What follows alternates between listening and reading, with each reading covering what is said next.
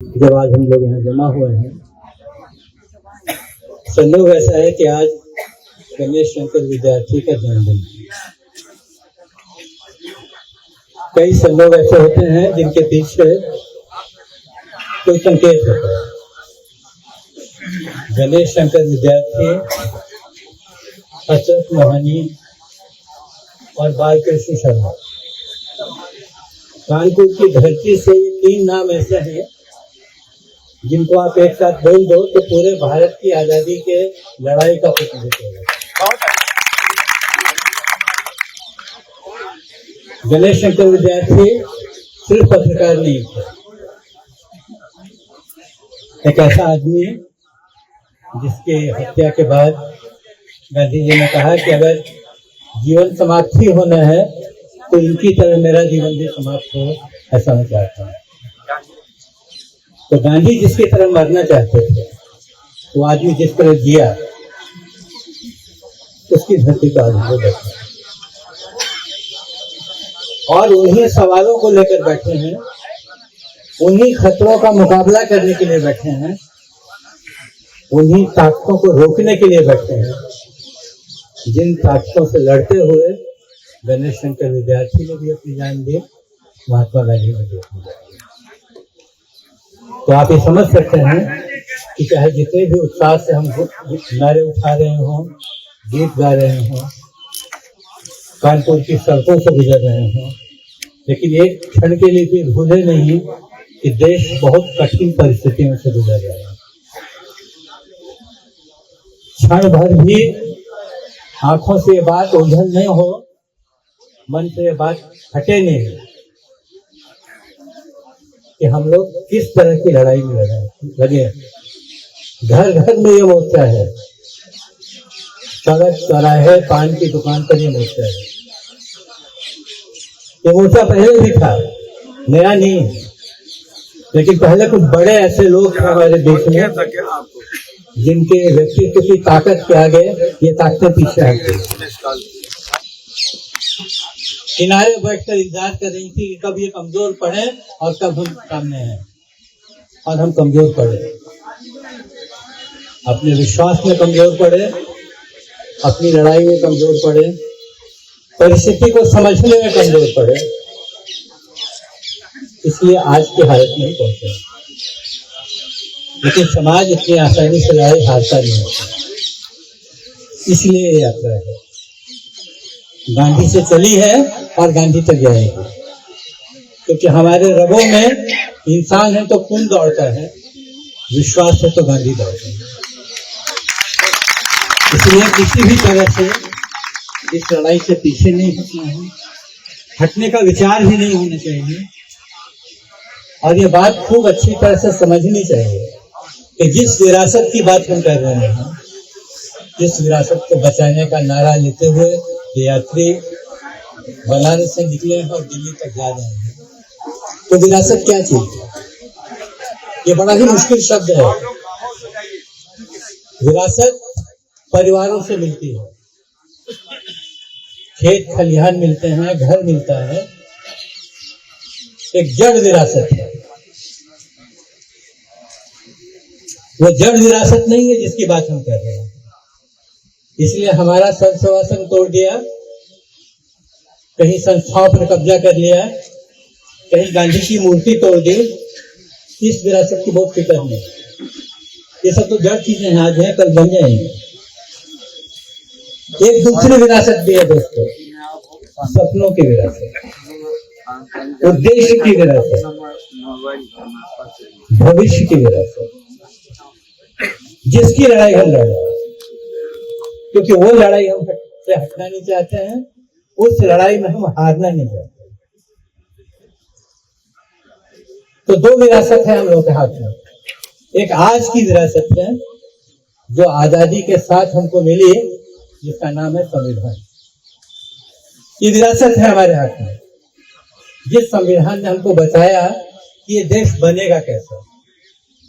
बना हुआ नहीं है, बनाना है।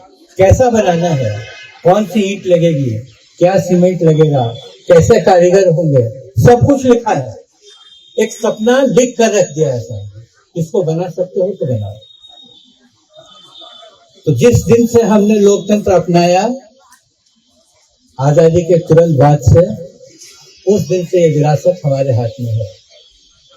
हमने पढ़ी हो, हमने नहीं पढ़ी हो, हमने समझा हो, हमने नहीं समझा हो, लेकिन आज वक्त ने एक ऐसी जगह पर लाकर हमको खड़ा कर दिया है कि इस विरासत को नहीं समझना अपने को आदमी से नीचे के स्तर पर पहुंचेगा। इसलिए हम नागरिक हैं, हम इंसान हैं, इसलिए हम अपने संविधान की विरासत को किसी भी तरह से सौदा नहीं करते, किसी को छूने नहीं देते, किसी के हाथ में बटने नहीं देते। पार्टियों का सवाल नहीं है।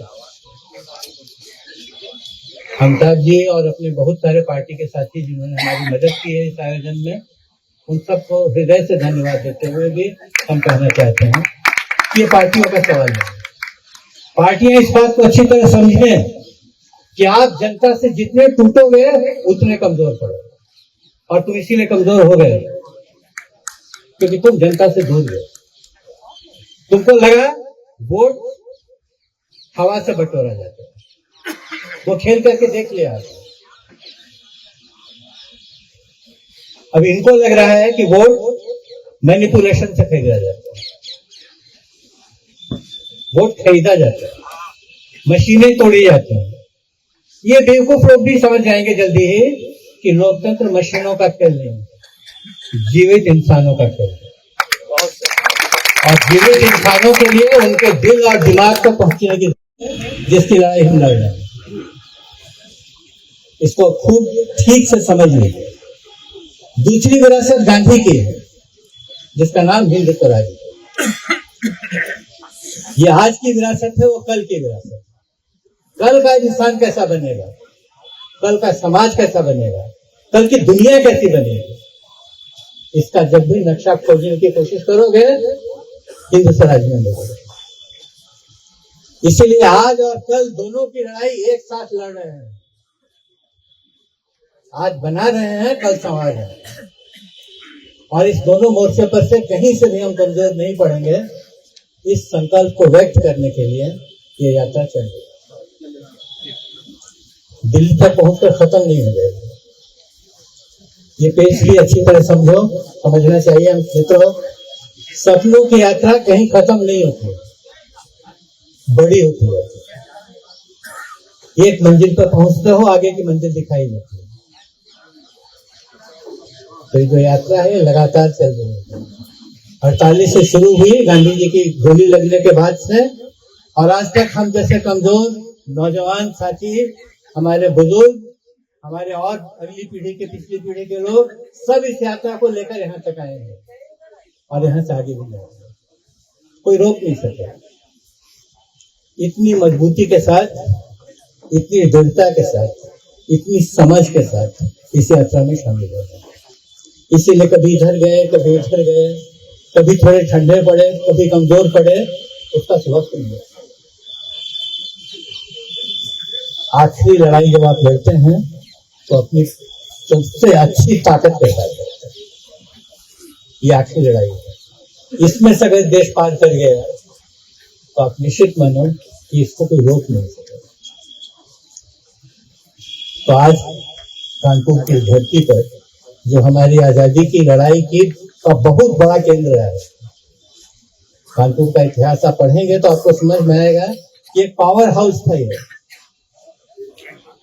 फिर उसी धरती से आवाज उठाने के लिए कानपुर के गांधी शांति प्रतिष्ठान से जुड़े सारे साथी, दीपक जी और उनकी पूरी टीम और दूसरे सारे साथी ने मिल करके जो ये माहौल बनाया है जिसमें हम लोग आज आकर बैठे हैं, इस माहौल को और मजबूत करना है और सक्रिय करना है और बड़ा करना है, और कानपुर को फिर से एक बार भारत के पावर हाउस में बदलना।